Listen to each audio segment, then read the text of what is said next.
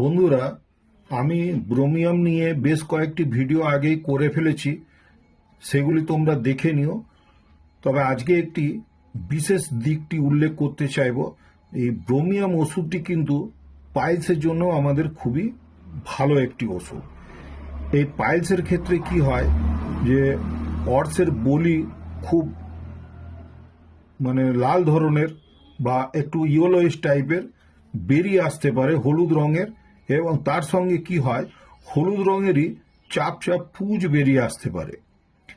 এবং এই ক্ষেত্রে আমরা কিন্তু ব্লিডিং পাবো না। এটি কিন্তু নন ব্লিডিং পাইলস বা ব্লাইন্ড পাইলস বলা যেতে পারে।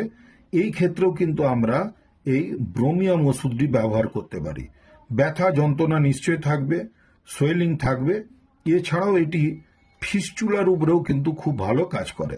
সেখানেও কিন্তু আমরা বিশেষত যেটি দেখতে পাবো সেটি হচ্ছে তার পুঁজ বেরিয়ে আসছে এবং হলুদ রঙের পুঁজটি ইয়েলোইশ কালার হবে। সেই ক্ষেত্রে আমরা এটি ব্যবহার করতে পারি।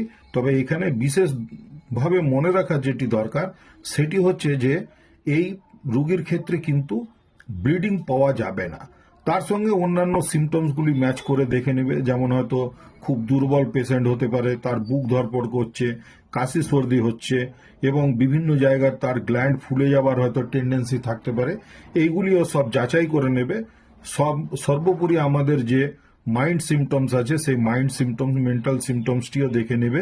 দেখে নেবার পরে যদি ব্রোমিয়াম দিতে পারো তো দেখবে পাইলস এবং ফিস্চুলা এই দুটি ক্ষেত্রে কিন্তু ব্রোমিয়াম ওষুধটিও খুব ভালো। আশা করছি এই ভিডিওটি তোমাদের খুবই উপকারে লাগবে। যদি উপকারে লাগে বা ভালো লেগে থাকে তাহলে লাইক, শেয়ার, সাবস্ক্রাইব করে নিয়ে আমার সাথ দেবার চেষ্টা করবে।